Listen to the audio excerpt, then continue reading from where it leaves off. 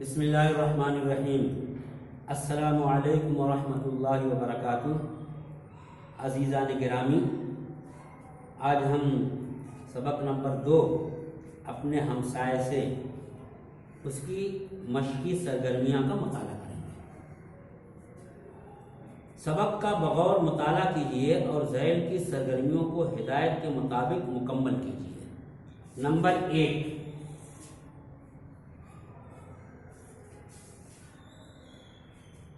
मुसन्निफ़ और हमसाये की एक दूसरे को मरगूब करने वाली हरकतें मुख्तसरन बयान कीजिए। आप किताब में देखिए, यहाँ मैं सिर्फ नंबर लिख रहा हूँ। अगर पूरी इबारत लिखूँगा तो बहुत वक्त काफ़ी लग जाएगा उसमें, इसीलिए सिर्फ नंबर लिख करके आप किताब में देखिए। मुसन्निफ़ और हमसाये की एक दूसरे को मरगूब करने वाली हरकतें मुख्तसरन बयान कीजिए, यानी कम से कम बयान कीजिए। एक दूसरे को मरगूब करने के लिए हमसाया अगर साड़ी लाया, जेवर कोई लाया अपनी बीवी के लिए, तो मुसन्निफ़ भी अपनी बीवी के लिए उससे बेहतर साड़ी, उससे बेहतर जेवर लाने की कोशिश करता। हमसाया किस्त पर फ्रिज लेकर के आया, तो ये भी फ्रिज लेकर के आया। इसी तरीके से एक दूसरे को मरगूब करने के लिए अगर एक की बीवी कुछ तकाजा करती तो उससे बढ़ करके दूसरे की बीवी तकाजा करती।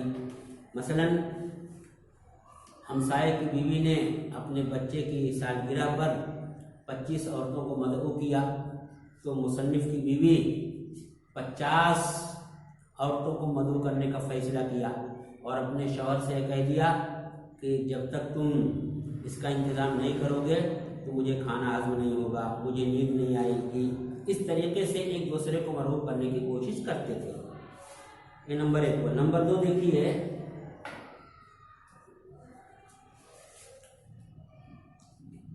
नैनीताल और ओटा कमंड की सैर को न जाने से मुताल्लिक मुसन्निफ़ और हमसाये की गलत बयानी को तहरीर कीजिए।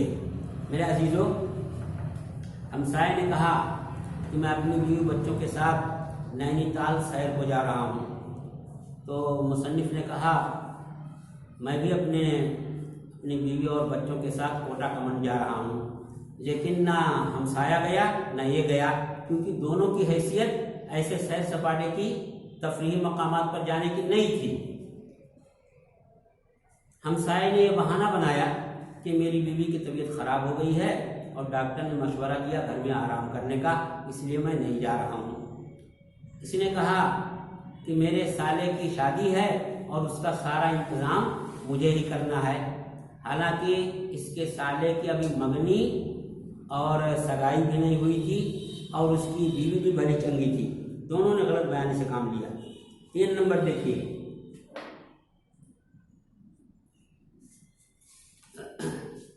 मुसन्निफ़ के हमसाये के फ्रिज खरीदने की वजह लिखिए। मुसन्निफ़ के हमसाये ने अपने पड़ोसी यानी मुसन्निफ़ पर जो एक मुअल्लिम है उस पर रोब जमाने के लिए किस्तवार पेमेंट करने के लिए एक फ्रिज खरीद करके लाया। ये सिर्फ अपने हमसाये पर रोब डालने के लिए, मुअल्लिम के ऊपर अपनी बर्तरी कायम करने के लिए, अपने आप को बढ़ चढ़ करके पेश करने के लिए, शेखी बगाड़ने के लिए वो फ्रिज खरीद करके लाया था।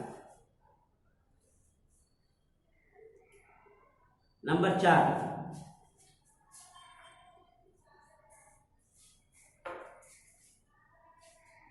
दीवाला पिट जाने के अंदेशे के ताल्लुक से मुसन्निफ़ ने हमसाये से जो दरख्वास्त की उसे लिखिए। मेरे अजीज़ों, जब हमसाये ने फ्रिज खरीदी और किस्तवार उसको अदा करता था, मुसन्निफ़ की बीवी ने भी कहा कि तुम भी फ्रिज लाओ, लेकिन बीवी के कहने पर वो भी लेकर के आ गया। अब बड़ी मुश्किल से मुसन्निफ़ फ्रिज की किस्तें अदा कर रहे थे कि मालूम हुआ कि हमसाया टेलीविज़न सेट लाने वाला है। पहले ही मुश्किल में था किसी तरीके से फ्रिज की किस्त अदा करता था, अब अगर वो फ्रिज खरीद करके लाता है तो बहुत मुश्किल में पड़ जाएगा। इसलिए उसने हमसाये से दरख्वास्त की कि देखो भाई, तुम फ्रिज खरीद करके लाए, तुम्हारी देखा देखा मैं भी लेकर के आया, बड़ी मुश्किल से उसकी किस्तें मैं अदा करता हूँ। अब अगर तुम टेलीविज़न सेट लाओगे तो टेलीविज़न सेट की किस्त अदा करना मेरे लिए बहुत मुश्किल हो जाएगा, मेरी इतनी तनख्वाह नहीं है, मेरा तो दिवाला ही पिट जाएगा। लिहाजा मेहरबानी करो, मेरी दरख्वास्त कबूल करो कि तुम टेलीविज़न सेट मत लाओ, ताकि मुझे ना लाना पड़े, क्योंकि तुम अगर ले आओगे तो मेरी बीवी मानने वाली नहीं है, किसी न किसी तरीके से मुझको लाना पड़ेगा, चाहे हमको फाके ही क्यों ना करने पड़े।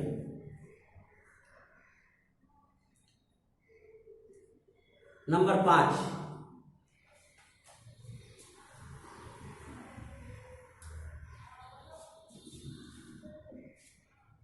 मुसन्निफ और उनके हमसाये की गिरफ्तारी से डरने की वजह बयान कीजिए। किसी भी शहरी के लिए ब्लैक मार्केटिंग करना ये जुर्म है। इसी तरीके से स्कूल का पैसा खा जाना, उसमें गबन करना, स्कूल के फंड में खुद गुड करना, ये भी हुकूमत की नज़र में और समाज की नज़र में बहुत बड़ा जुर्म है। तो हमसाये के बच्चे ने कहा कि मेरे वालिद ताजिर हैं और हमारे पास इसका कोटा है केरोसिन का, मिट्टी के तेल का। एक मरतबा हमारे वालिद साहब ने मिट्टी के तेल को बाजार में ब्लैक फरोख्त कर दिया, जिससे 7,000 रुपया वो कमा लिए। तो मुसन्निफ का बड़ा बेटा कहने लगा कि हमारे वालिद साहब टीचर हैं, एक मरतबा स्कूल के फंड से 10,000 रुपया उन्होंने उड़ा लिए थे। गोया कि ये दोनों बच्चे अपने वालिदैन को खाइन, चोर, बददियानत साबित करने पर लगे हुए हैं, जो समाज, मुआशरे, हुकूमत की नज़र में निहायत ही गलत है। अगर हुकूमत को ये मालूम हो जाए तो गिरफ्तार कर सकती है कि मिट्टी का तेल ब्लैक मार्केट में बेचा और स्कूल के फंड से 10,000 रुपया गबन कर लिया, तो इस तरीके से वो जेल जा सकते हैं, गिरफ्तार किए जा सकते हैं। तो गिरफ्तारी के डरने की वजह ये थी कि बच्चों की लापजनी की वजह से कहीं हम लोग गिरफ्तार ना कर लिए जाएं। नंबर 6 देखिए,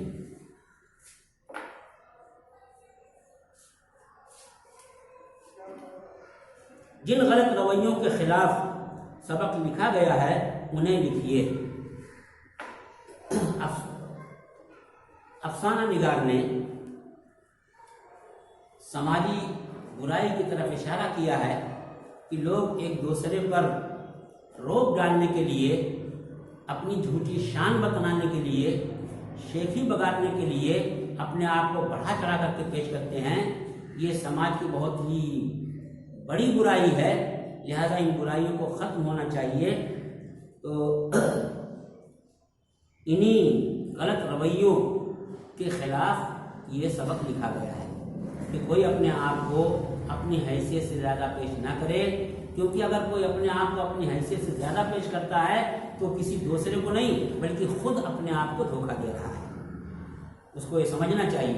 तो इस तरीके की समाज के अंदर जो बुराइयां हैं कि डींगे मारना, शेखी बघारना, अपने आप को दूसरे पर रोक डालने के लिए बढ़ा चढ़ा करके पेश करना, ख़ास तौर से औरतों और बच्चों के अंदर यह आदत होती है, लिहाजा इन चीज़ों के खिलाफ सबक लिखा है। नंबर 7,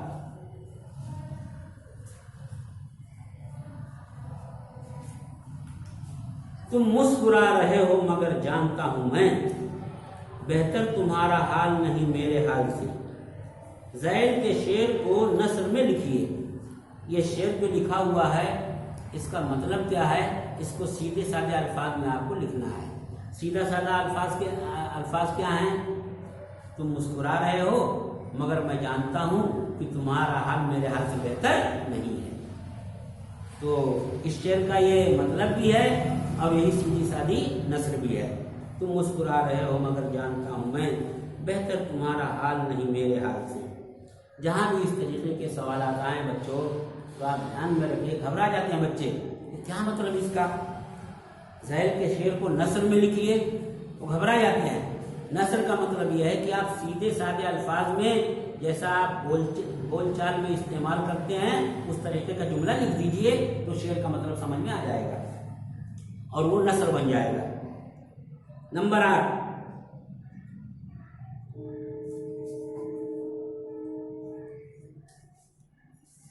सबक के मुताबिक ज़ैल के निकात को मुसन्निफ और हमसाए के कालम में तहरीर कीजिए।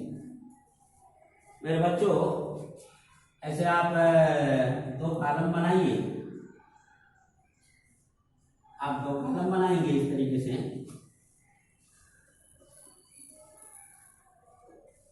एक पर मुसन्निफ लिख दीजिए,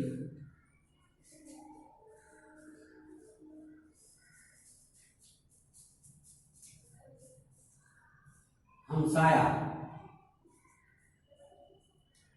और मुसन्निफ ऐसे ऊपर लिख दीजिए। फिर निकाल जो दिया गया है उसकी मदद से आप दोनों खाने में लिख दीजिए। मिसाल के तौर पर यानी कि 500 की साड़ी, हम साया।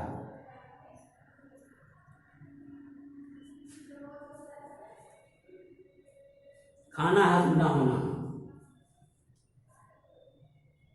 मुसन्निफ। नींद ना आना, मुसन्निफ। 50 औरतों की दावत, मुसन्निफ। 106 डिग्री बुखार,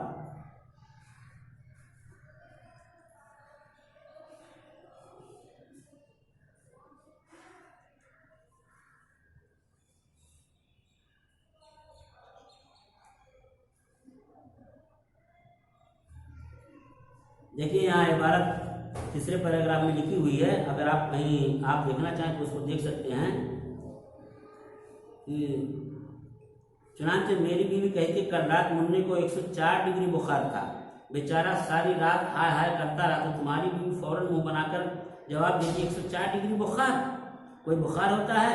3 दिन हुए हमारी बड़ी मुन्नी बीमार पड़ गई थी, थर्मामीटर लगाया तो मालूम हो कि 106 डिग्री बुखार है। तो 106 डिग्री हम साया। खर्राटे एक फलना। तुम्हारी बीवी कह रही थी जब वो खर्राटे लेते हैं तो उनके खर्राटों की आवाज एक फरलांग से सुनी जाती है, हमसाया।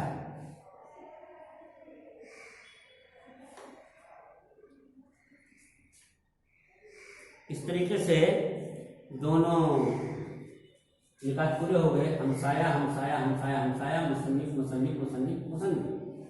ये पूरे जुमले होंगे कि हमसाया की बीवी ने ऐसे कहा, मुसन्निफ की बीवी ने ऐसे कहा। ये पूरा जुमला के बजाय खाली 2 कालम आपको बनाना है, एक में हमसाया लिख दीजिए, एक में मुसन्निफ लिख दीजिए, फिर दोनों को इस तरीके से पूरा कर दीजिए। नंबर 9,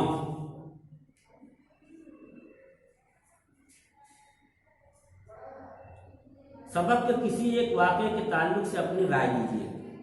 मेरे अजीजों, आप पूरा सबक पढ़िए, इसमें तमाम वाक़े बयान किए गए हैं। मिसाल के तौर पर नैनीताल जाने का वाक़या, कोटा कमन जाने का वाक़या, साड़ी खरीद कर लाने का वाक़या, फ्रिज लाने का वाक़या, इसमें से कोई भी एक वाक़या आप लीजिए और उस पर अपनी राय दीजिए। आप क्या राय देंगे? यही राय आप देंगे अगर पूरी किताब अच्छी तरीके से पढ़ेंगे कि किसी पर रोक डालने के लिए अपने आप को बढ़ा चढ़ा करके पेश करना ये कोई मुनासिब चीज़ नहीं है, बल्कि हर एक को अपनी हैसियत में रहना चाहिए और जो अपनी हैसियत है उसी एतबार से खर्च भी करना चाहिए। यहाँ पर मुझे एक शेर याद आ गया सागर आजमी का, वो सुनाता हूँ आपको।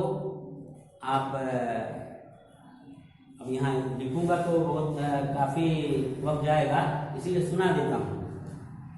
ऐसी नहीं है बात कि कद अपने घट गए, चादर को अपनी देख के हम खुद सिमट गए।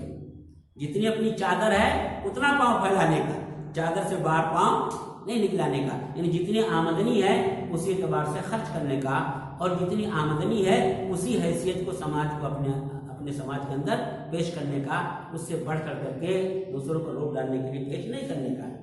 तो ऐसी नहीं है बात कि कल अपने घट गए, चादर को अपनी देख के हम खुद सिमट गए। मैं यहाँ लिख देता हूँ कि बेहतरीन शेर है,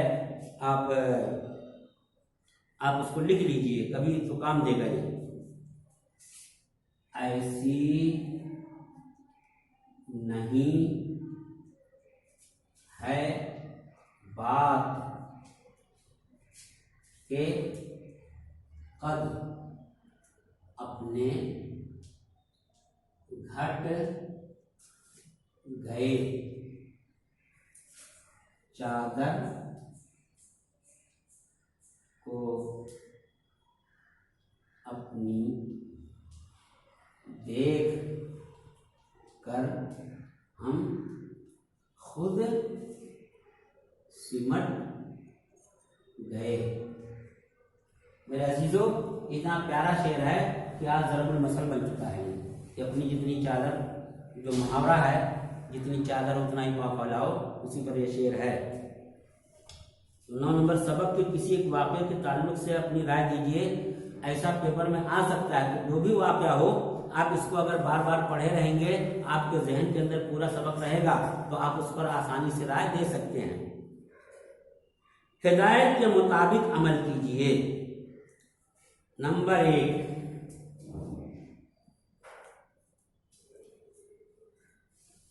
सबक के कोई 4 मुहावरों को अपने जुमलों में इस्तेमाल कीजिए।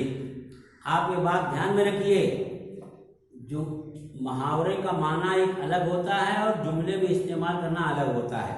जुमले में इस्तेमाल करने का मतलब यह है कि वो मुहावरा उसके अंदर आना चाहिए।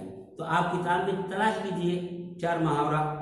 आप ये देखिए, तुम मुस्कुरा रहे हो मगर जानता हूं मैं, बेहतर तुम्हारा हाल नहीं मेरे हाल से। ये शेर जो है ना, इसके नीचे देखो, हर लाइन में मुहावरा है।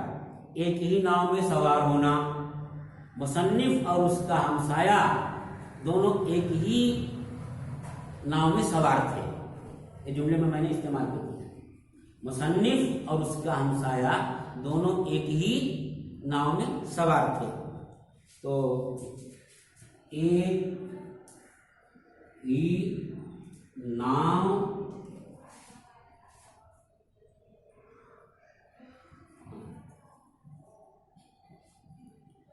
एक ही नाव में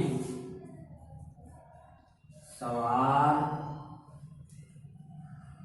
होना, एक हो गया।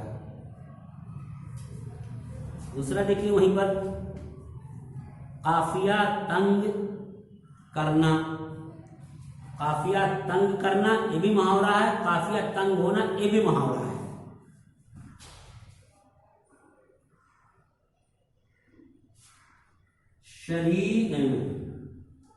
शरीर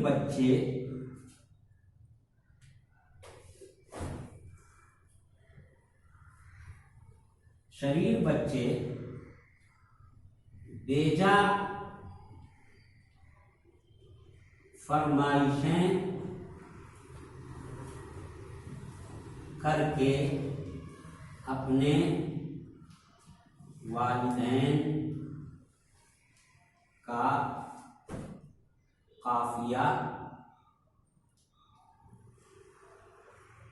तंग कर देते हैं। आ रहा है यहाँ तक, तंग कर देते हैं। 2 हो गए।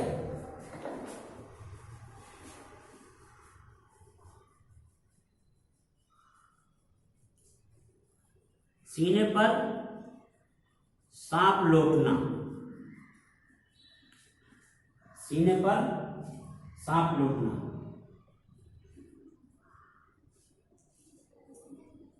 हासिद लोगों को दूसरे की कामयाबी देख करके सीने पर सांप लौटने लगते हैं।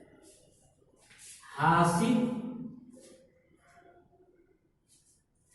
लोगों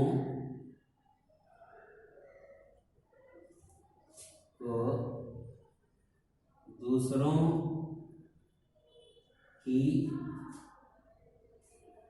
कामयाबी देखकर सीने पर सांप हासिल लोगों को दूसरों की कामयाबी देखकर उनके सीने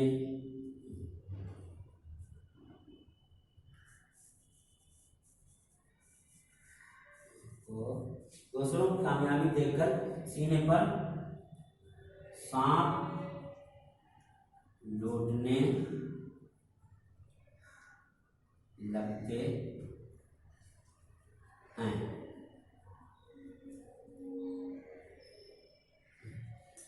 नंबर 4, दीवाला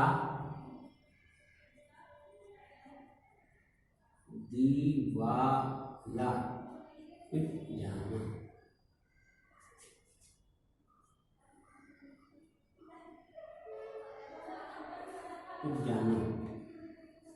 दीवाला पिट जाना, बहुत ही घाटा हो जाना कारोबार में, खसारा हो जाना, आदमी का कंगाल हो जाना। बहुत से लोगों का लॉकडाउन में दीवाला पिट गया। बहुत से लोगों का लॉकडाउन में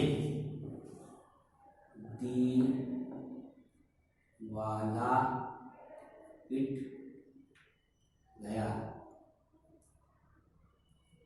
मेरे अजीजों, आप देख लीजिए, एक ही नाव में सवार होना।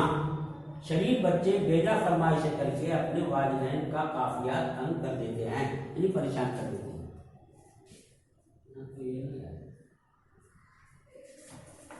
रह गया है, छूट गया, मैं लिख देता हूं। मुसन्निफ और हमसाया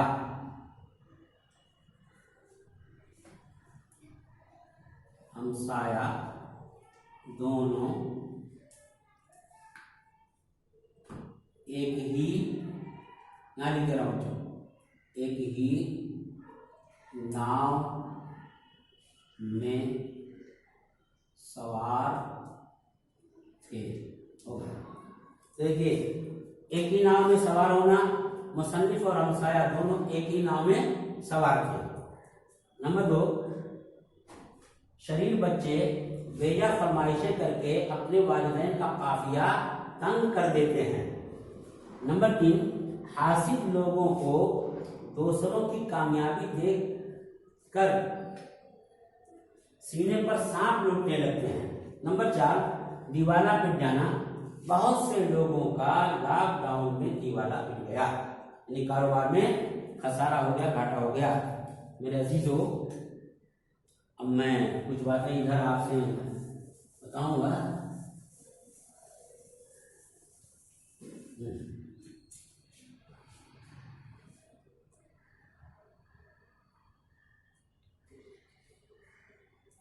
नंबर 2, ये जो नंबर लिखा गया, इससे पहले भी आप यहाँ एक नंबर डाल सकते हैं, और फिर ये 4 नंबर 4 माहौल हो गया है। नंबर 2, अब यहाँ लिखता हूं,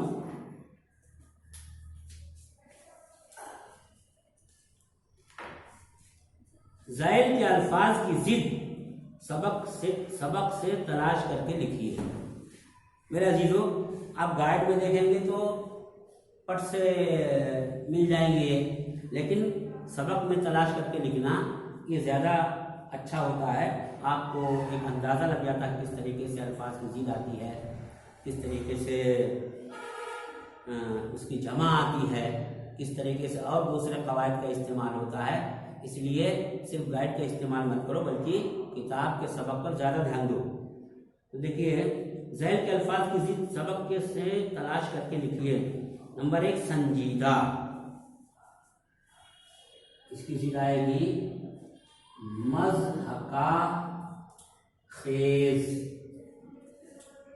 मज़हका खेज, ऐसी हरकतें कि जो हंसी का सबब बन जाए, दूसरे लोग देख करके हंसें।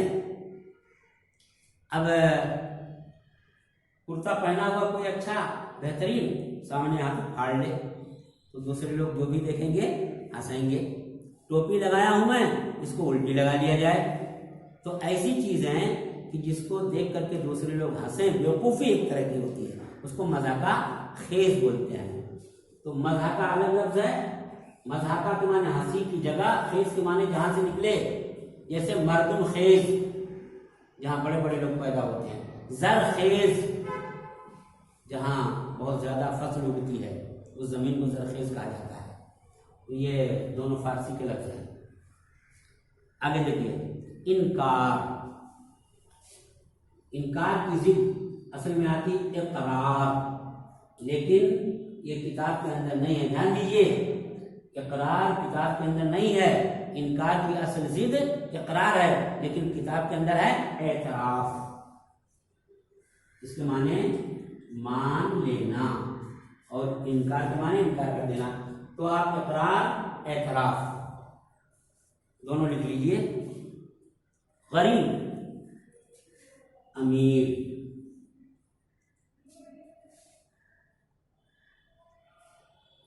इख्तिलाफ,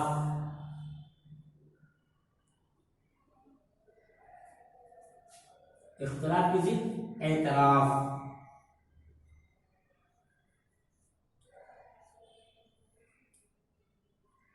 हालांकि ये भी जिद नहीं आती है। इख्तिलाफ की जिद असल में इत्तेहाद आती है, किसी चीज को मान लेना, तस्लीम आती है। लेकिन आपकी किताब में इस तरीके से, तो आप किताब में देख करके वही किसी को लिखिए, उसी को मुमतहिन ज्यादा मुनासिब समझेंगे। दिन रात, बाहोश बेहोश,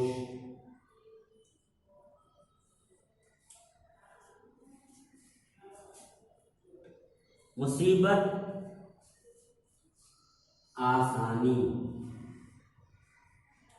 हालांकि आराम की इसकी जिद आ सकती है, आराम। खरीद फरोख्त। मेरा अजीजों, ये हो गया।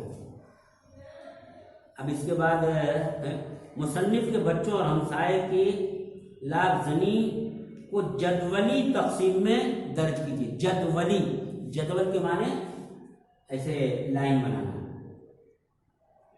नाली बनाना। जदवल के माने नाली के होते हैं। तो इस तरीके से जो पाइप की तरह खींच दिया जाता है, ऐसी जितनी भी तकसीम होती है उसको जदवली, जिदोली, जदोली जो पढ़ते हैं वो नहीं है, जदवली है ये लफ्ज। जदवल से जदवली, लाफजनी।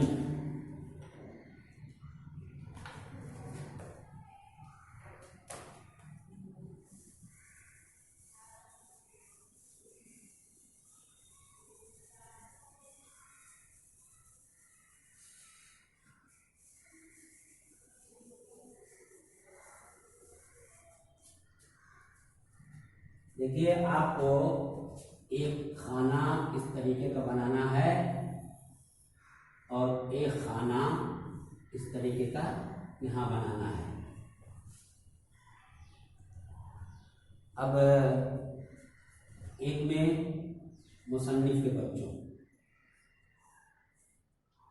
मुसन्निफ के बच्चों, और एक में हमसाए के बच्चों। आप इसको बेहतरीन लिखिएगा, लाफ जमीन।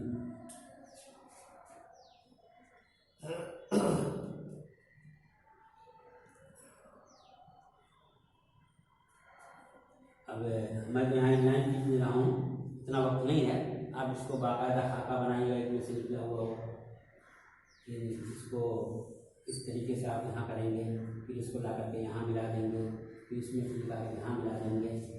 फिर यहाँ निकाल करके फिर इस तरीके से बनाएंगे, फिर निकालेंगे, फिर यहाँ से इस तरीके से बनाएंगे, इस तरीके से।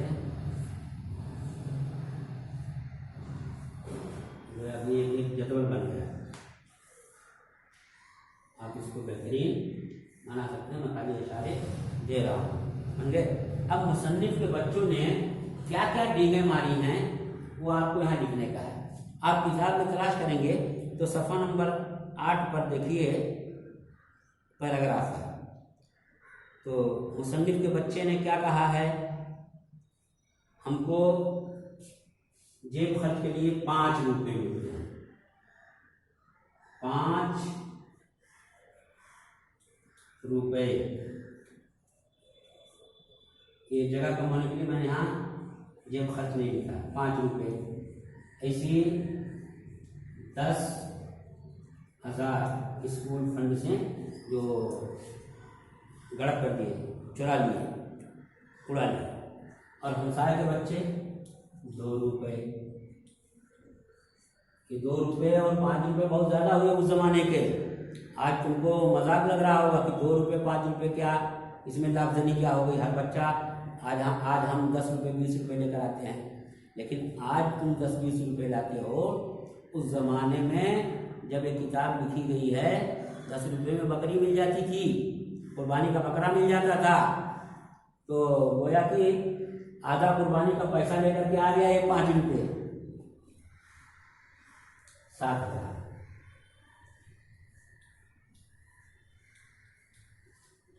इस तरीके से मेरे अजीजों ये सबक ख़त्म हो गया। अब इस सबक में कुछ ग्रामर आपको है वो मैं लेता हूँ। एक जुमले में 2-3 ग्रामर ले लेता हूँ, आपको ज़्यादा तकलीफ नहीं होगी, बहुत कम वक्त में हो जाएगा।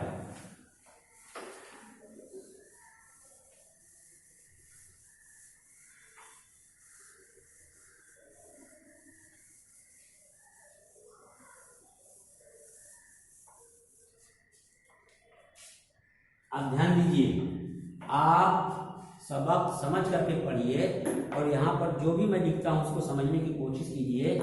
एक ही जुमले के अंदर कई कई ग्रामर की चीज़ें आ जाती हैं। मिसाल के तौर पर देखिए, मैं एक मेहनती तालिब इल्म हूँ, तालिब इल्म हूँ। तो आप मैं